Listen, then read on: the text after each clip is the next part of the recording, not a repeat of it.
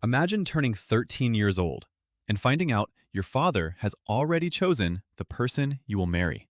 Not next year, not when you feel ready, now. There is no proposal, there is no ring, there is no wedding day marked on a calendar. One day, you are living in your parents' house. The next, you are simply living in someone else's. This is how marriage worked for most people in ancient Egypt, and the logic behind it is stranger and in some ways more practical than anything happening at a wedding today. Ancient Egypt lasted for roughly 3,000 years, from around 3100 BCE to 30 BCE, and marriage customs shifted across that span. But for most of that time, in most households, from the mud brick villages along the Nile to the workers' town of Deir el-Medina near the Valley of the Kings, one thing stayed constant. Marriage was not a religious ceremony. It was not even a legal event in the way we think of one today. Egyptologists have never found a wedding ritual, a temple blessing, or a priest presiding over vows. What they have found instead are letters, court records, and property lists. Marriage in ancient Egypt was something you did, not something you declared. So how did two people actually become married with no ceremony at all? The evidence points to something almost anticlimactic. A woman moved her belongings into a man's house, and from that point forward, the community treated them as a married couple. That was it. Egyptologists call this the establishment of a household, and it shows up again and again in surviving texts as the marker that mattered, not a vow spoken out loud. But if there was no ceremony, how did families make sure the arrangement was fair, permanent, and protected? That is where the real machinery of Egyptian marriage comes in, and it had almost nothing to do with romance. Most marriages were arranged by parents, and the reasoning was economic before it was personal. A father did not simply want his daughter to be happy. He wanted her to be secure, and he wanted the match to strengthen his own family's position. Surviving records from Deir el-Medina, a village of the artisans and laborers who built royal tombs, show a pattern repeating across generations. Workers married the daughters of their colleagues. Sons of stonecutters married daughters of painters.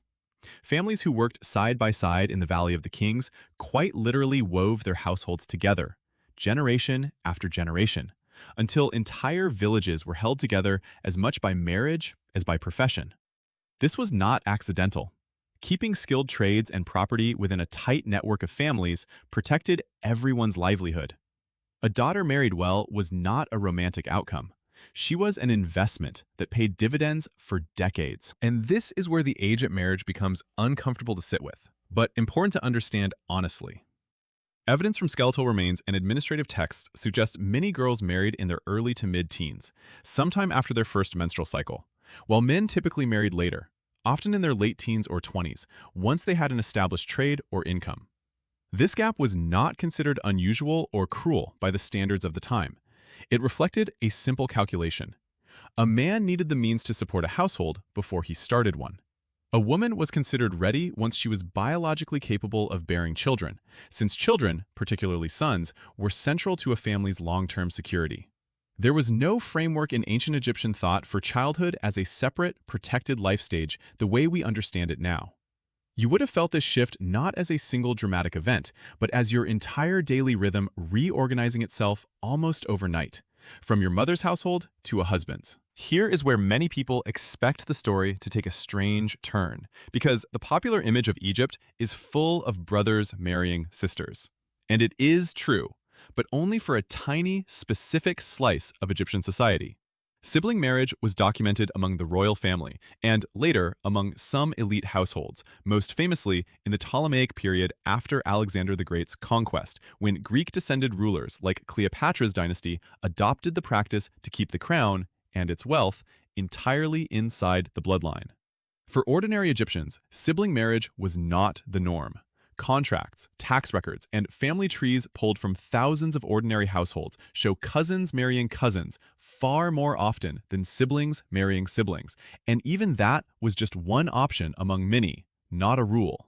The confusion partly comes from Egyptian kinship terms, where words we translate as sister or brother were sometimes used affectionately between spouses who were not biologically related at all, the way a modern person might casually call a spouse my other half. So the real practice was narrower, more calculated, and far less shocking than the myth suggests. But how did families make sure these arranged unions did not collapse the moment they became inconvenient? The answer is a document that would look surprisingly familiar to a modern lawyer. By the late period, roughly the 7th century BCE onward, Egyptian couples increasingly relied on formal marriage contracts written in Demotic script and preserved on papyrus. These were not romantic documents. They were financial ones. A contract typically listed the property a wife brought into the marriage, guaranteed her right to reclaim it if the marriage ended, and specified what her husband owed her in the event of divorce.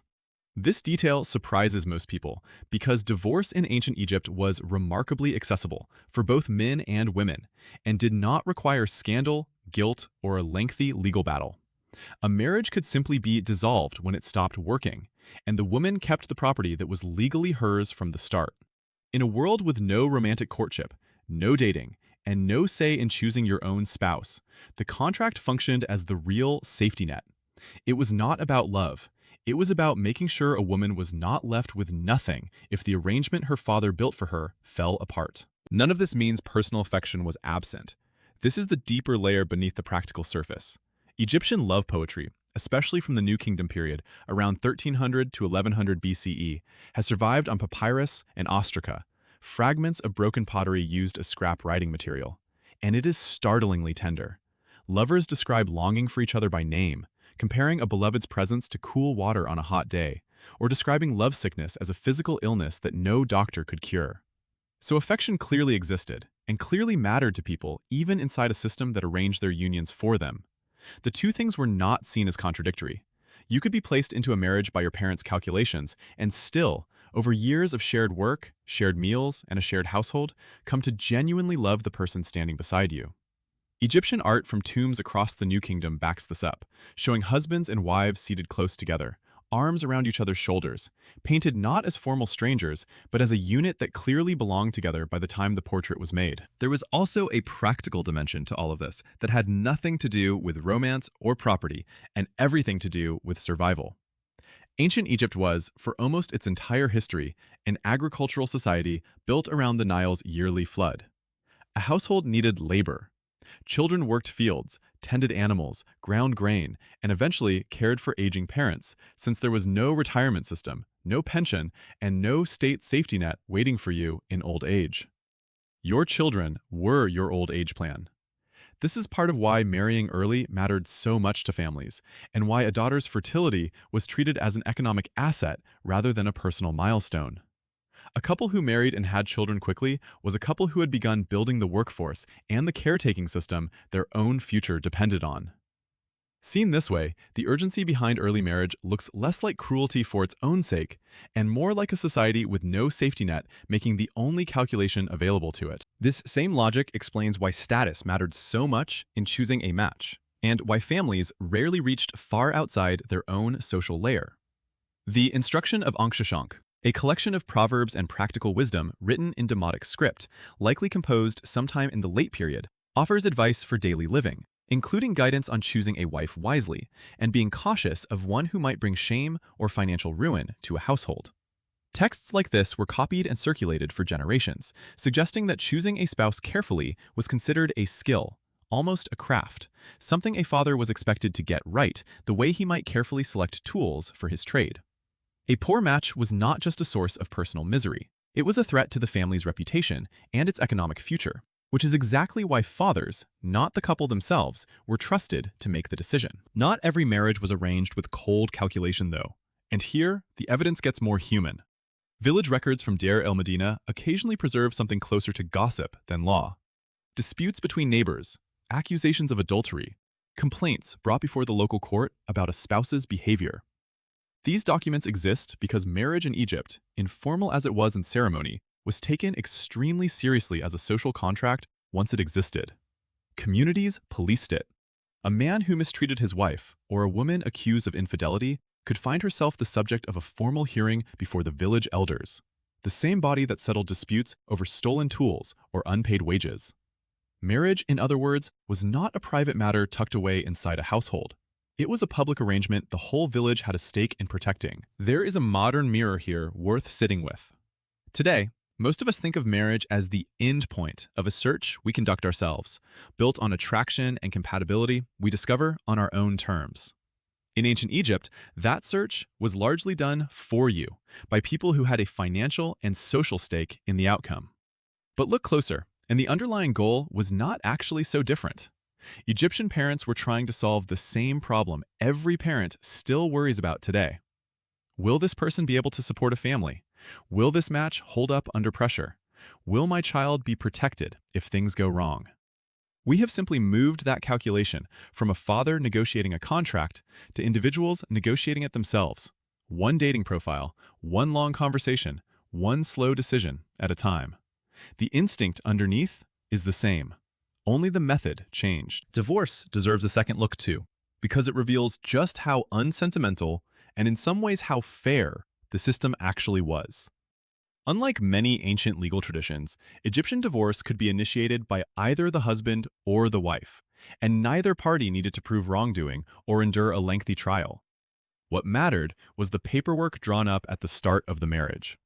If a contract specified that a wife's dowry, her furniture, her share of household goods, or her portion of jointly acquired property would return to her, then it did, regardless of who asked to end the marriage or why.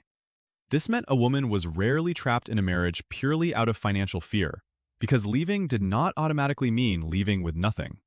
Compare that to many legal systems that came centuries later, in which a divorced woman could lose everything, including her children and her home.